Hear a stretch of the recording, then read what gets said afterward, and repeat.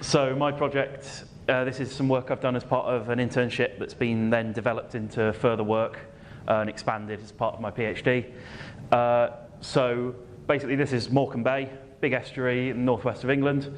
In Morecambe Bay you have these big intertidal mudflats, and when you get storm events and things like that, you get low tide channels in these mudflats that move around quite dynamically. You can have big changes sort of on the order of about half a kilometre within 3 or 4 years, or quite a few hundred metres in a large storm event. So knowing where these channels are is quite important, because they funnel wave energy at different parts of the coast during other storm events. They're a hazard to shipping.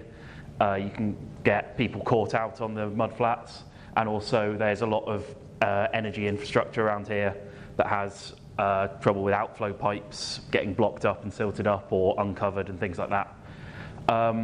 So using synthetic aperture radar satellite images, like the one on the right, or your left, you can get an overview of the area, and you can start to see from this where some of the mudflats are in the large central area. And the challenge then is to use a computer to automatically delineate where the channels are. If you just look at it like that, you'd think, oh, well, you just look at where's dark, that's water, where's light, that's mudflat.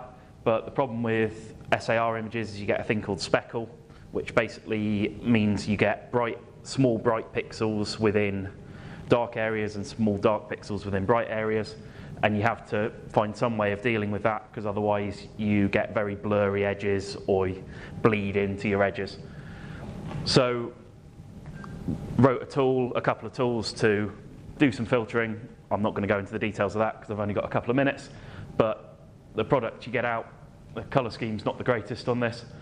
You get this sort of product out on the right hand side for various images, and hopefully it's clear enough that you can see some of the main mudflat areas there.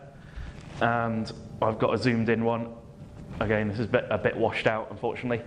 But you can see, so that's an image. The blue is an image from 2014, and the purple is an image from 2016.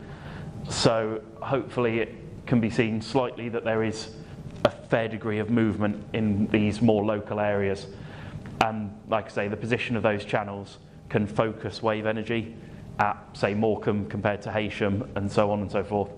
So yeah, this is going to be expanded. I am going to do this in the D later on, but this project was mostly Morecambe Bay. Thanks.